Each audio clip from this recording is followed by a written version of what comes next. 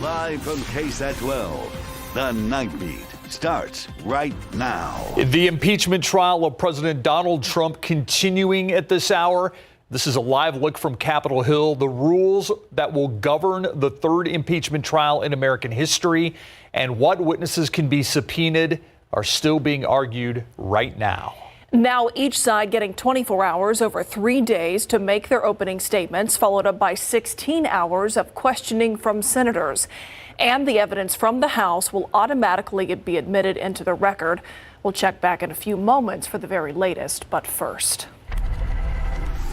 Back here at home, a night of music ending in gunfire. 2 people killed, 5 injured. Tonight, the owner of the downtown bar where it all happened issuing a response, saying Sunday's shooting has left them devastated and their staff in a mixed state of grief and disbelief. A vigil is scheduled to take place at the bar tomorrow at 6 p.m. Tonight's response was posted on Ventura's Facebook page, saying in part, "We cannot understand, nor could we have ever imagined this terrible tragedy that took place in our establishment." The venue went on to say, quote, "The future of Ventura will involve much recovery and healing, not only for ourselves, but for the friends and families a part of our community," end quote. The Texas Alcoholic Beverage Commission is now investigating Ventura. One major question: did that bar's employees and staff and management take the right steps to ensure safety? This downtown bar is on Avenue B, not far from Jones and Broadway. On Sunday, police say 19-year-old Kiernan Williams fired several rounds, killing 2 people and injuring 5 others. The youngest victim to be injured, just 16 years old. The TABC says the breach of the peace investigation that's now being conducted is standard procedure anytime there is a violent incident resulting in death or serious injury. Among several factors, investigators will be looking at whether alcohol contributed to this shooting. Whether guns were allowed where they should be not be permitted will be another factor in the investigation. Police Chief William McManus has said that metal detector wands were not used the night of that shooting. In 2 other news, a 15-year-old boy charged with capital murder will remain in juvenile detention. The teenager arrested late last year in connection with the murder of 34-year-old Shawn Baker. Baker shot and killed in November while in his car on Sundrop Bay, that's near Zamora Middle School. Today, a detention hearing was held for the teen. A judge decided to keep him in custody. The state also said during the hearing it has filed a motion to try the teen as an adult. A decision on that has not been made yet. The teen's next detention hearing will be next month. It is a land dispute along the Mission Reach that is now more than 13 years in the making. A local family given more than $1.5 million to hand over property along the San Antonio River, only to be told years later by a jury they had to pay a lot of that money back. That trial was, you said, over 3 years ago. Yes. How much money has the River Authority gotten back? To date, none. Complicating matters, according to the family. The attorney who handled their case is now in prison. Dylan Collier untangles the truth in this Defenders Report. Good? Yeah.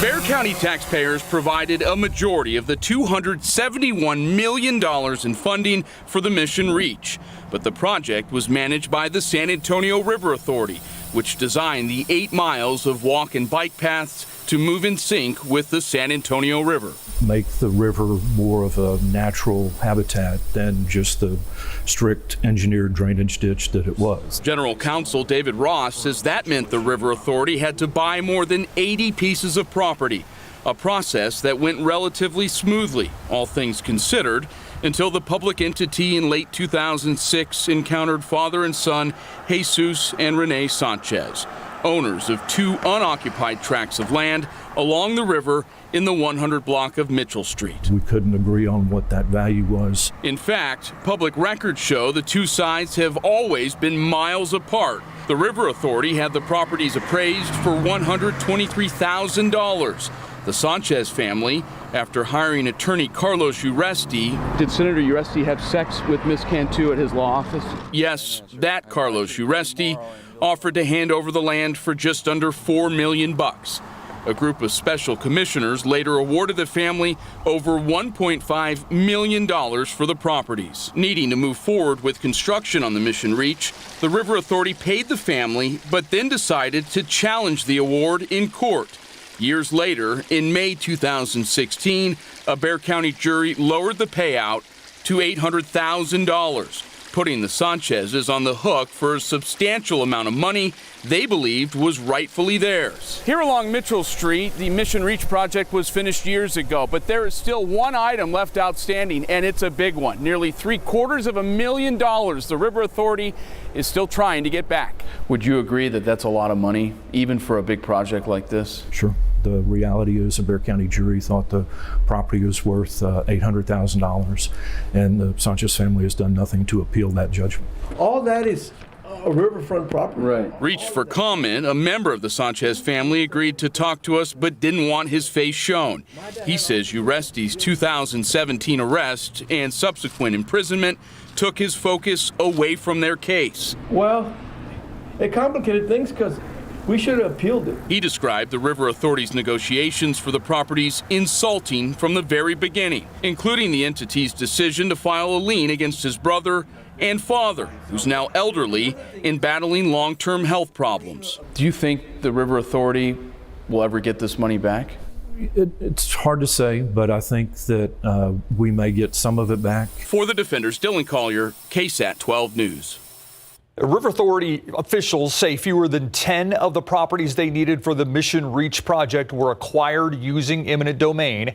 The Sanchez disagreement was the only dispute that actually went to a jury. New on the Nightbeat, he was wanted by the San Antonio Police Department. Tonight, the U.S. Marshals Service Lone Star Fugitive Task Force found 27-year-old Pearson Hanna in Waco. He was wanted after police say he robbed a local pawn shop at gunpoint. Investigators say cash and jewelry were taken. Hanna is now at the McLennan County Jail awaiting extradition back to San Antonio. Also new tonight, it's a case connecting continents. Adam Azaris was working as a cab driver here in San Antonio when he was shot and killed a year ago. Tonight, his friend tells the Night Team's Patty Santos the loss of the 50-year-old has impacted his community all the way back home in Africa. He was a very humble, pious person I've ever met in my entire life. He was giving, he would sacrifice not eating to give some food to the homeless. That's how Adam Azari will always be remembered. The 50-year-old was shot and killed while sitting in his taxi cab parked in the lot of this thrift store along I-35 and Eisenhower Road on January 17th of last year.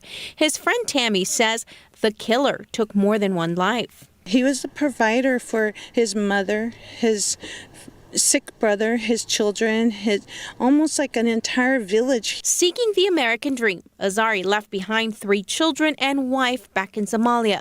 The news of his death left his kids feeling helpless. And he's saying to me, Auntie, if I could come right now, I would turn over every stone to find the killer of my father. To hear a 7-year-old say that is not normal, and it's painful. Friends here in San Antonio have been demanding answers, some scared, wondering if his death was a hate crime. The Muslim community was upset and in dismay a year ago. Last week was 1 year. On Friday, the whole community was in dismay and crying again. Co-workers at the Yellow Cab office just outside of Windcrest, where he worked, say he was very well liked. Windcrest police have not made an arrest in his murder. Just that keep in the prayers that the killer will have remorse and come forward and do what's right. Patty Santos, KSAT 12 News. We've got a Nightbeat update right now on that 100-year-old home in the King William neighborhood. The massive tree crashed onto it last week. Well, that tree has been removed tonight. We saw crews on the property putting the repair process into motion. Weather is not believed to have knocked the tree over. We're told the tree itself more than 100 years old. Let's take a look at a side-by-side comparison right now. The video on the left shows the day the tree fell onto the home on Wick Street. On the right, the video we captured earlier today. The woman inside the home okay, despite that 50-foot red oak tree that came right down. District 1 Councilman Roberto Trevino reminds residents an arborist with the city can always take a look at the trees to make sure they're safe. San Antonio Metro Health encouraging everyone tonight to get your flu shot. 2 new pediatric flu-related deaths have been reported in Bexar County. That brings the total number of local children who have died from the flu this season to 3. The CDC recommends children as young as 6 months old get the flu vaccine. We have information on where you can get a free flu shot right now on our website at KSAT.com. And today outside was our transition day. The clouds rolling in. Now they're getting lower in the sky. Rain is developing out there. We're going to have the showers developing overnight. It's going to be a soggy morning commute, so prepare for that. Umbrella, rain jacket at the bus stop for the kids, and no big temperature change really anytime soon. We're not looking at a big cold front or even a big warm up within the near future. 55 right now at the airport, 58 Castroville, Banderas 53 along with Bulverde and New Braunfels. We'll be back to take a close look at the radar, show you where some showers are popping up, and give you more details on the timeline for the rain and how much could fall. Coming up, Steve.